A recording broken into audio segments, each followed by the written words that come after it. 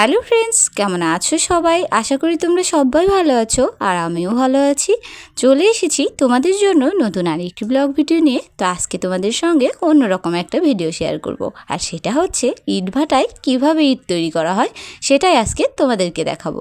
কি বলো তো, আমাদের বাড়ির পাশে দুটো ইটের ভাটা রয়েছে, আর আমরা প্রায়ই দেখি কিভাবে ইট তৈরি করা হয়। তাই ভাবলাম আজকের এই ভিডিওটা তোমাদের সঙ্গে শেয়ার করা যাক। যেমন কথা তেমন কাজ, কথা মতো কিন্তু চলে এসেছি ইটের ভাটায়। দেখো, এখন তোমাদের সঙ্গে শেয়ার করব কিভাবে ইটগুলো তৈরি করা হয়।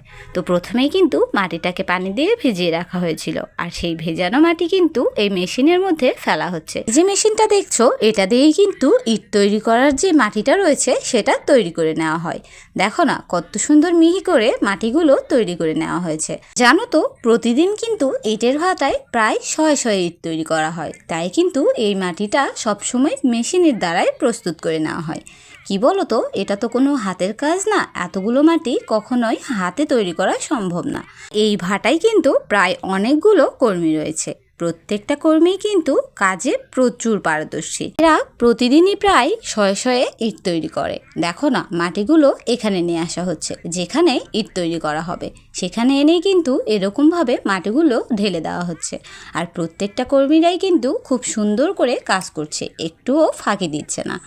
জানো তো, এই ভাটায় কিন্তু প্রায় 10 থেকে 12টা ঘর রয়েছে, আর প্রত্যেকটা ঘরেই কিন্তু প্রায় 15 থেকে 20 জন কর্মী থাকে। বলতো, বছরে এই শীতের যে 6টা মাস রয়েছে, এই 6টা মাস কিন্তু ওরা এখানেই থাকে, আর প্রত্যেক দিন ভোরবেলা থেকে কাজ শুরু করে। যাই হোক, এখানে কিন্তু অনেকগুলো কর্মী একসঙ্গে ইট তৈরি করছে, আর প্রত্যেকজন কিন্তু এক একটা করে লাইন ধরেছে। দেখো না, ইনি কিন্তু এই লাইনটা পুরোটাই কমপ্লিট করবে, আর খুব সুন্দর করে কিন্তু ইটগুলো তৈরি করছে। আর জানো তো, এভাবে লাইনে লাইনে ইট সাজানো থাকে, আমার কিন্তু দেখতে খুব ভালো লাগে। আর আজকে কিন্তু আমি এসেছিলাম ভাইয়ের সঙ্গে, ভাইও ছিল আমার সঙ্গে, আর আমি দেখছিলাম কিভাবে ইট তৈরি করা হয়। শুধু আজকেই না, প্রায় অনেক সময়ই কিন্তু আমি ইট তৈরি করা দেখেছি, কিন্তু আজকে তোমাদের সঙ্গে শেয়ার করার জন্যই আমি ভাটাতে এসেছিলাম।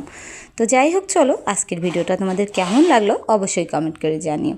ভালো লাগলে লাইক, কমেন্ট, শেয়ার করো। সাবস্ক্রাইব করতে ভুলো না কিন্তু। পাশে থাকা বেল বাটনটি অবশ্যই ক্লিক করে দিও। তোমাদের সঙ্গে দেখা হবে নেক্সট ব্লগে। ততক্ষণ তোমরা ভালো থেকো, সুস্থ থেকো, আর আমাকে একটুখানি সাপোর্ট করো।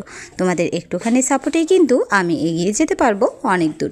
চলো আজকের ভিডিওটা এখানেই শেষ করছি। তোমরা ভালো থেকো। টাটা বন্ধুরা।